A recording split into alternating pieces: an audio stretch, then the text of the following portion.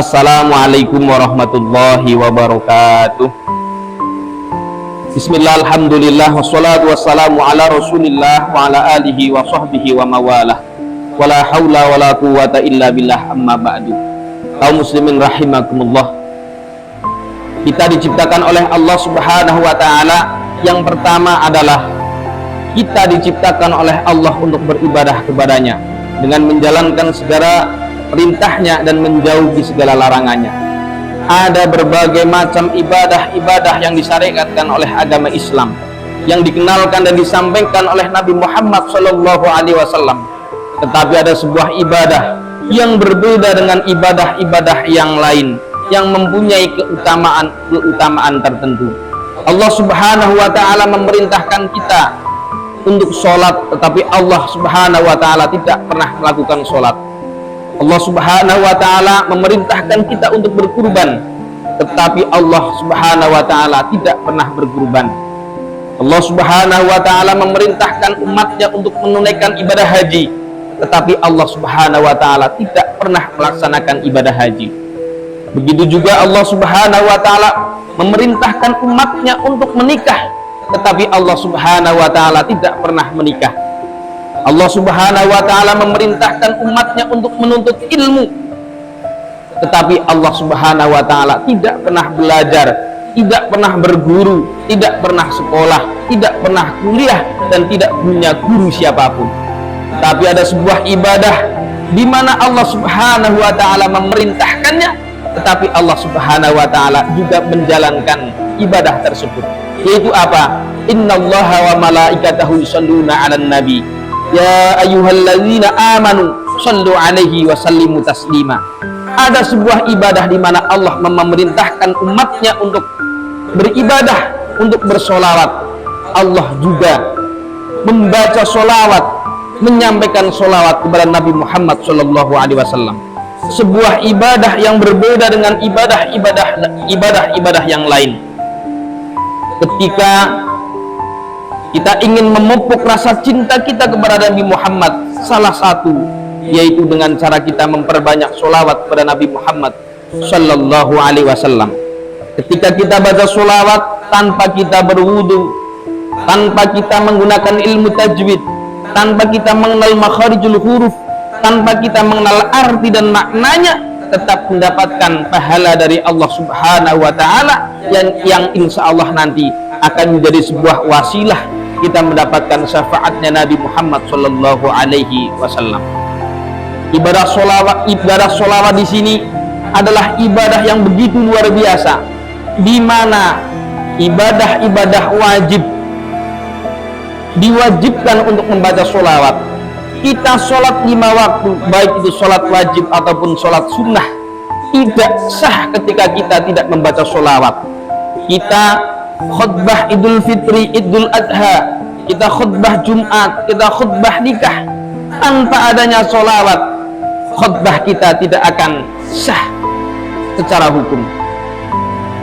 Bahkan yang lebih-lebih ketika kita tahiyat akhir, at-tahiyatul mubarakatus sholawatut thayyibatulillah, assalamu alayka ayyuhan nabi wa rahmatullahi wa barakatuh.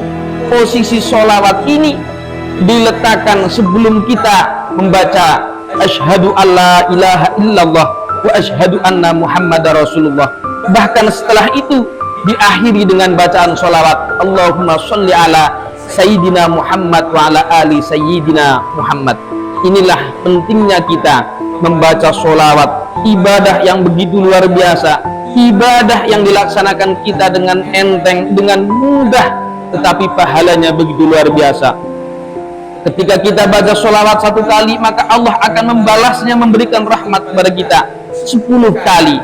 Ketika kita baca 10 kali, Allah akan memberikan rahmatnya 100 kali. Ketika kita baca 100 kali sholawat, Allah akan membalas rahmatnya 1000 rahmat, dan seterusnya. Jadi tidak mustahil ketika seseorang yang ahli sholawat, yang biasa mendawamkan sholawat, jazatnya tidak akan busuk ketika nanti di alam kubur.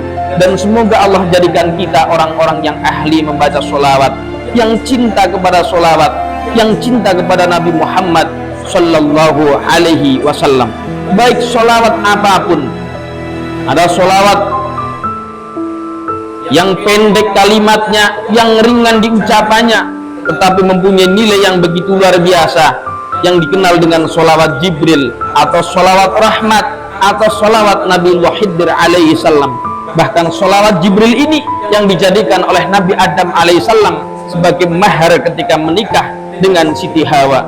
Ini adalah sebuah fenomena seseorang yang disebut dalam sholawat belum diciptakan, tetapi sudah dijadikan sebagai mahar, sebagai mas kawin ketika menikah, yaitu Nabi Adam dengan Siti Hawa.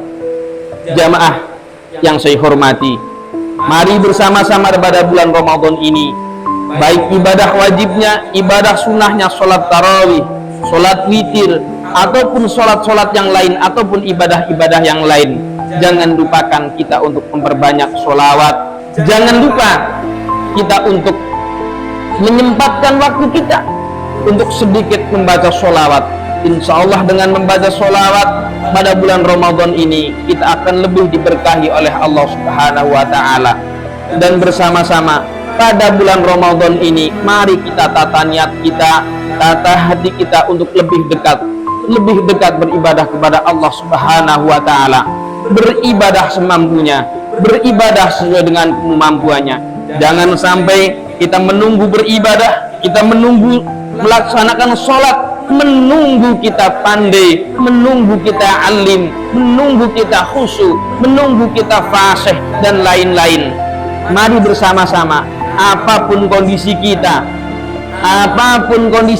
baik itu kepintaran, ilmu, ataupun tingkat maksiat, ataupun tingkat dosa, bersama-sama kita perbaiki diri kita pada bulan Ramadan ini dengan beribadah kepada Allah Subhanahu wa Ta'ala. Demikian yang dapat saya sampaikan. Semoga Allah Subhanahu wa Ta'ala menjadikan kita, anak keturunan kita, dan keluarga kita orang-orang yang ahli membaca sholawat, sehingga kelak kita akan mendapatkan syafaat Nabi Muhammad Sallallahu Alaihi Wasallam. Hadanallah wa iyyakum ajmain. Wassalamualaikum warahmatullahi wabarakatuh.